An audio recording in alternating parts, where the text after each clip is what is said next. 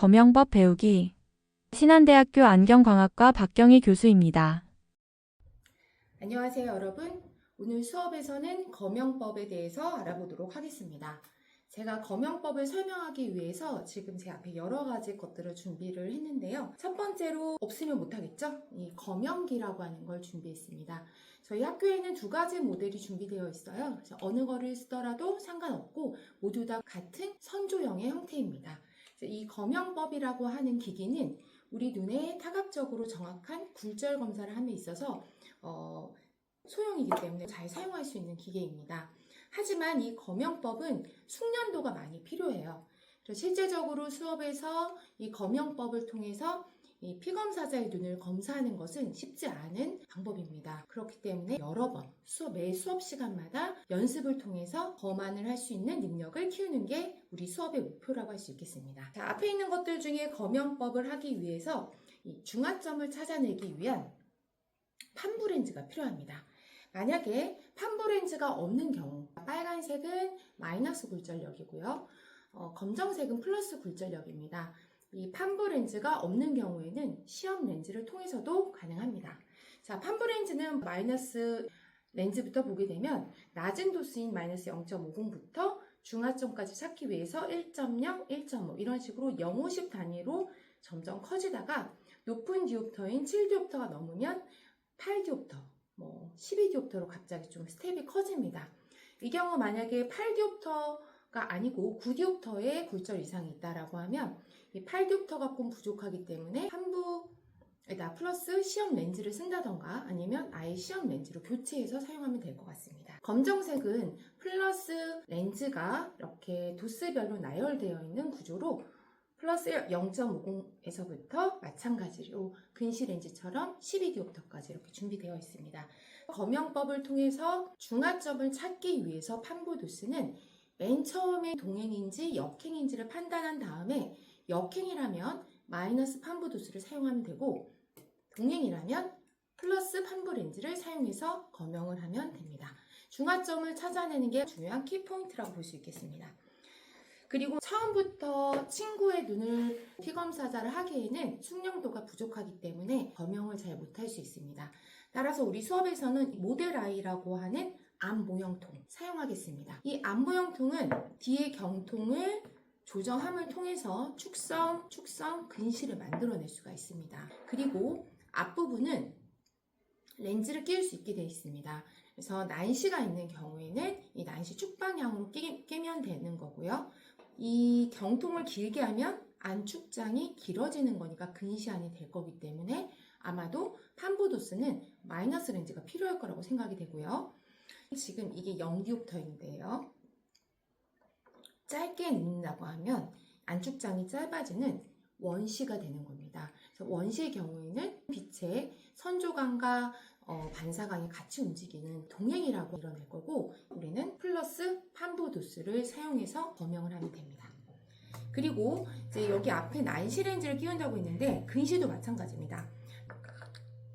마이너스 1.50디옵터 180쪽을 끼웠다라고 하면 사람 눈에서는 1.50으로 우리가 인식할 수 있습니다. 자세한 내용은 수업을 통해서 배워가도록 하겠습니다.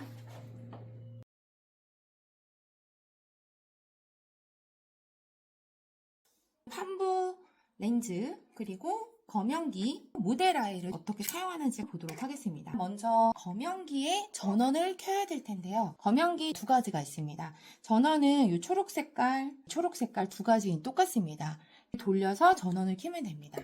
켜게 되면 이쪽에서 빛이 나옵니다. 검사하는 검사창은 이쪽입니다. 그리고 전원을 켜보도록 하겠습니다. 이쪽 부분을 돌리면 전원이 켜집니다. 그래서 빛이 여기서 마찬가지로 동그랗게 나가고 이쪽은 검사창입니다. 두 가지 중에서 이제 요 웰치 요 기기를 하도록 하겠습니다. 거의 같고요. 밑에서 빔이 여러분 보이죠?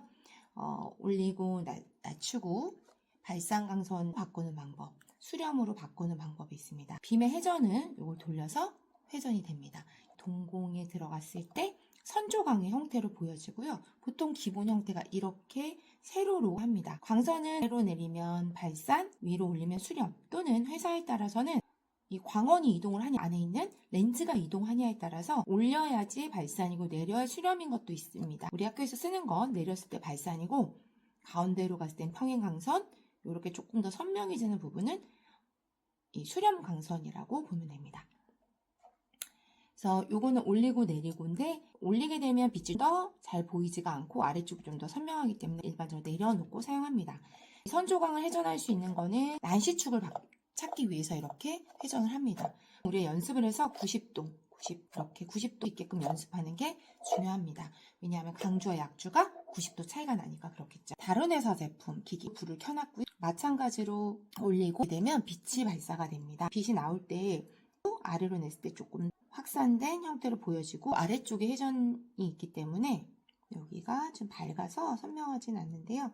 마찬가지로 돌리면 보통 엄지손가락 90 이렇게 돌려주면 됩니다. 그래서 아래쪽으로 내려서 보통 사용을 하고 이렇게 사용을 한다. 여기는 조명이 들어가 있는 이 렌즈 부위고요. 이 부분은 회전할 수 있어. 빔의 아래 보시면 될 것 같아요. 발산해서 사용한다. 발산, 수렴. 그리고 난시축을 할 때는 회전을 한다. 지금 영상에서는 좀 선명하게 보이기 위해서 수렴으로 해서 보여주고 있습니다. 수업에서는 발산해서 합니다. 자, 발산해서 초점이 퍼지는 형태로 반대로 역전된 역상이 아니라 정립해상이 보여지기 위해서는 발산을 사용합니다. 보통 검사거리를 많은 경우에 있어서 팔 길이만큼 합니다. 예를 들어서 검사를 할 때 환부 렌즈를 사용하고 앞에 시험 렌즈를 낀다 하더라도 팔을 쭉 폈을 때 검사거리를 이렇게 잡습니다. 그래서 이 구경을 통해서 빛을 넣어주게 되면 동행과 보여집니다. 앞에 보면 구경이 있습니다. 구경을 이렇게 돌려서 더 작게, 크게, 아주 작게 안에 움직이는 거 보이죠?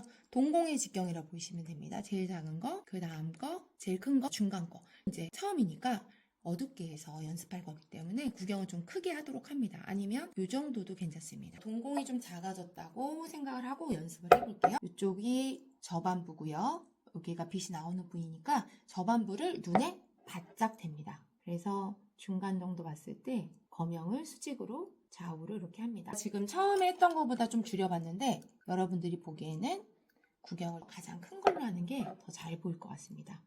좌우로 검형을 한다. 만약에 수평으로 왔다 갔다 했을 때 동행이 보인다라고 하면 환부 도수를 가장 낮은 마이너스 0.5씩부터 중하를 시킵니다. 여전히 동행이 보인다. 그러면 도수를 더 올려서 1.0으로 올렸습니다. 계속 동행이 보이면 1.50, 동행이면 2.0, 동행이 중하로 바뀌지 않으면 계속해서 환부 도수를 올려줍니다. 그러다가 어느 순간 역행으로 딱 바뀔 때가 있습니다. 그래서 이 동행과 역행이 일어나기 중간점이 도수라고 보면 됩니다. 지금 제가 중간점을 찾았고요. 이런 식으로 찾아가면 됩니다. 동행이 보이면 플러스 환부 렌즈, 역행이 보이면 마이너스 환부 렌즈 사용하면 됩니다. 간단하게 검형을 하는 것을 여러분들한테 보여줬고요. 모형통을 가지고 얘기를 해보자면 모형통 위에 눈금이 있습니다. 그래서 0으로 두게 되면 디옵터가 0디옵터.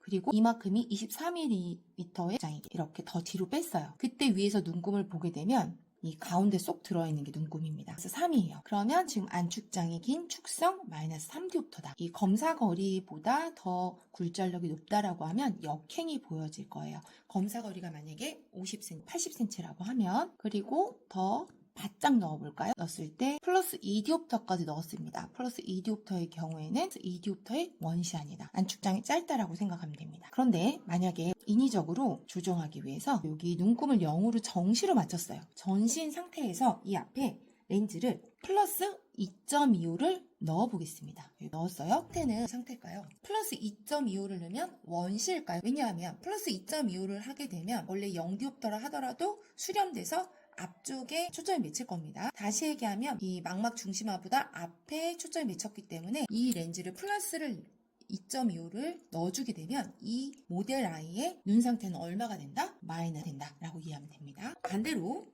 앞에 마이너스 렌즈를 그러면 이 경우는 뒤에 안보형통의 눈금이 0이라 하더라도 조금 50을 넣었으면 발산광선으로 뒤쪽에 초점이 맺을 거죠.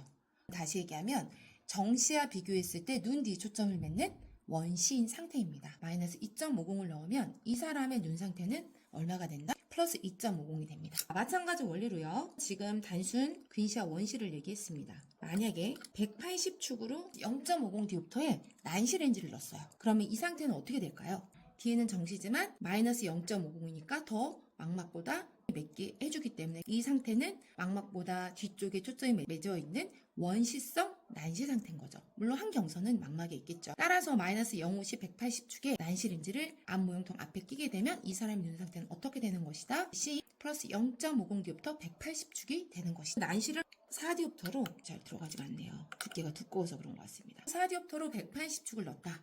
라고 하면 이 상태는 어떤 상태다? 플러스 4디옵터의 원주 렌즈가 들어가 있는 상태의 눈이기 때문에 원시성 난시아니다 라고 얘기할 수 있겠죠. 우리가 기억해야 되는 건 뒤에 있는 앞 모형통의 굴절력을 디옵터 플러스 디옵터로 가게 되면 그냥 이 상태로 눈 상태가 있는 것이다 라고 생각하면 되고요. 앞에 렌즈를 끼우게 되면 이 끼운 렌즈와 반대의 굴절력을 가진 눈 상태다 라고 정리하면 되겠습니다. 그래서 간단한 원리는 설명을 했고 트레이닝을 통해서 정확한 굴절력을 검출할 수가 있겠습니다. 자, 다시 한번 정리하자면 이렇습니다. 이 들어 뒤에 앞 모형통의 디옵터를 마이너스 3디옵터로 조정을 해보죠. 이렇게 팔을 쭉 뻗고 합니다. 쭉 뻗고 피검사자라고 생각하고 전 검사자예요. 팔을 쭉 뻗은 상태 하면 이 상태에서 전원을 켜고요. 이 부분을 눈에 갖다 대고 진핀 나오는 거 보이죠? 발쌍강선을 사용해서 우리 눈앞에 갖다 댑니다. 그런데 이게 잘 안 보일 수 있어요. 사람 눈이라고 생각하면. 그러면 우리가 해야 되는 건 각도를 이렇게 조정해야겠죠. 약간